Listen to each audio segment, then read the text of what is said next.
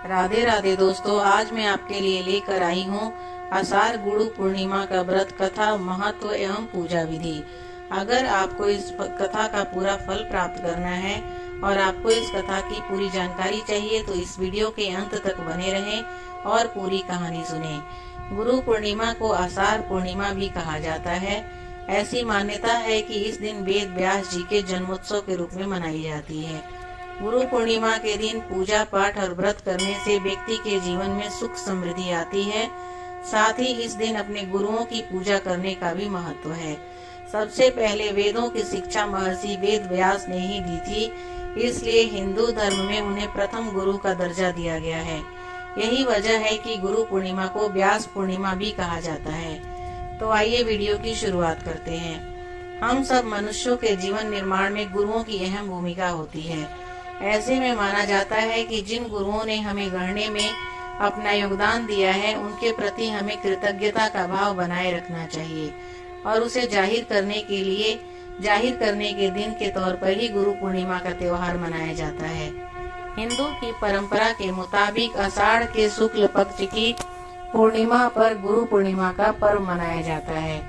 भारत में प्राचीन काल से ही गुरुओं की भूमिका काफी अहम रही है। चाहे प्राचीन कालीन सभ्यता हो या आधुनिक दौर, समाज के निर्माण में गुरुओं की भूमिका को अहम माना गया है। उनकी इस भूमिका को सरल और गुण रूप से संत कबीर दास जी ने अपने दोहे के माध्यम से भी दर्शाया है। अपने दोहे में संत कबीर दास जी ने गुरुजनों के महत्व को श्रेष्ठ दर्जा दिया है। वे कहते हैं, गुरु गोविंद दोऊ खड़े, काको लागो पाए, बलिहारी गुरु आपने गोविंद दियो बताए। यानी गुरु और गोविंद एक साथ खड़े हों तो किसे प्रणाम करना चाहिए, गुरु को या गोविंद को।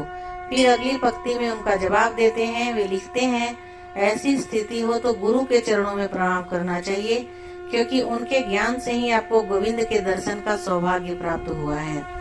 पौराणिक कथा के अनुसार गुरु पूर्णिमा का पर्व मनाने के पीछे मुख्य कारण है महर्षि वेद व्यास जी का जन्म।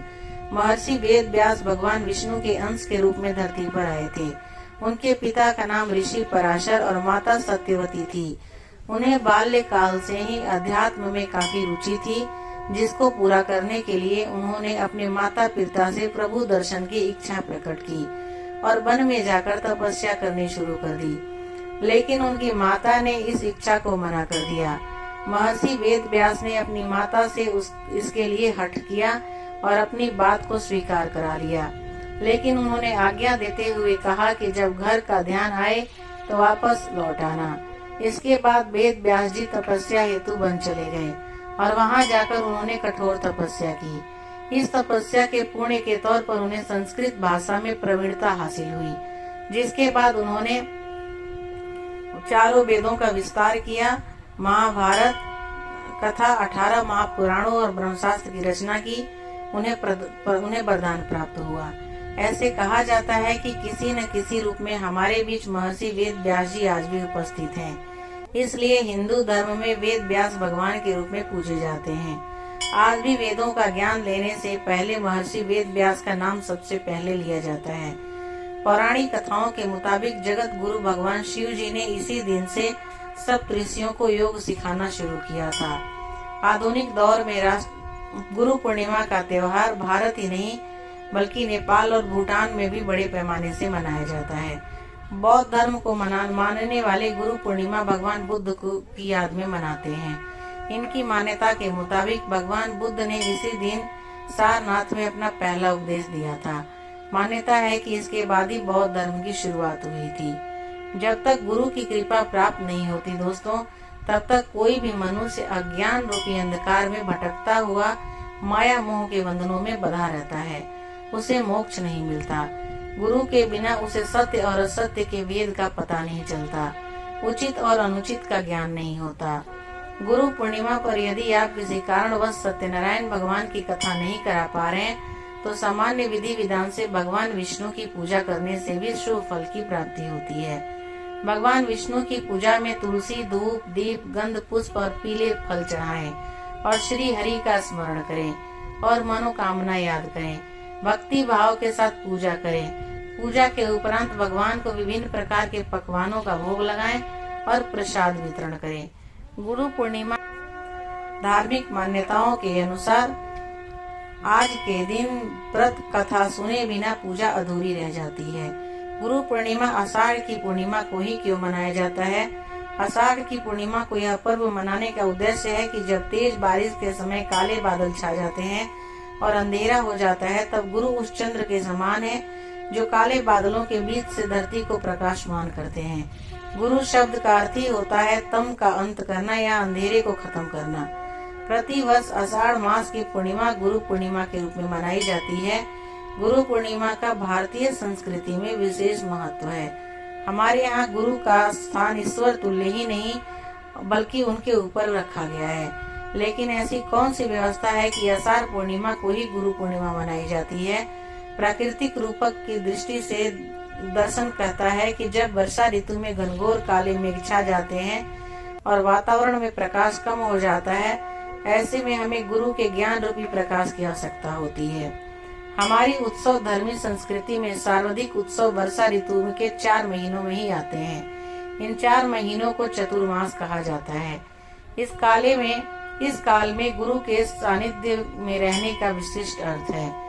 आषाढ़ पूर्णिमा को गुरु की पूजा कर उनका आशीर्वाद लेने का विधान है। गुरु पूर्णिमा से पहले देवशयनी एकादशी होती है। मान्यता है कि इसी देवशयनी एकादशी से संसार के पालनहार भगवान विष्णु 4 महीने के लिए योग निद्रा में चले जाते हैं। इसके बाद देवोत्थान एकादशी को भगवान विष्णु अपनी निद्रा से जागते हैं, तब सभी मांगलिक कार्यों की दोबारा शुरुआत होती है। इसलिए चतुर्मास में इन 4 महीनों में जब संसार की संचरण ऊर्जा विष्णु सुप्त हो जाती है, तब इस चतुर्मास में गुरु ही होते हैं जो ईश्वरीय कार्यों को अपने ऊपर लेते हैं। इसी धारणा के कारण देवशयनी एकादशी के बाद पड़ने वाली पूर्णिमा को गुरु पूर्णिमा कहा जाता है, क्योंकि जब तक भगवान विष्णु निद्रा में लीन है, तब तक लौकिक रूप से गुरु ही पथ प्रदर्शक का कार्य करते हैं। गुरु पूर्णिमा को आषाढ़ पूर्णिमा, व्यास पूर्णिमा के अतिरिक्त एक और नाम मुड़िया पुनो भी कहा जाता है। यह ऋतु का सांधि काल होता है, क्योंकि इस समय के बाद से सूर्य क्षीण होते हैं और वर्षा में तेजी आती है। पुराने समय में ऋषि साधु संत एक स्थान से दूसरे स्थान यात्रा करते थे। इस चतुर्मास में वे 4 माह के लिए किसी एक स्थान पर ही रुक जाते थे। आषाढ़ की पूर्णिमा से 4 माह तक रुकते थे और शिष्यों को उनके सानिध्य, ज्ञान और मार्गदर्शन प्राप्त होता था। गुरु पूर्णिमा के दिन दोस्तों जल्दी उठकर किसी पवित्र नदी में स्नान करना चाहिए। यदि किसी पवित्र नदी में स्नान करना संभव न हो तो पानी में गंगाजल का अंश मिलाकर भी स्नान कर सकते हैं। उसके पश्चात सूर्य मंत्र का उच्चारण करते हुए भगवान सूर्य को अर्घ्य देना चाहिए। उसके बाद पूर्णिमा व्रत का संकल्प करना चाहिए। भगवान विष्णु का पूजन तुलसी, धूप, दीप, गंध, फूल एवं फल से करें। इस दिन काले तिल का दान करना भी बहुत शुभ माना गया है।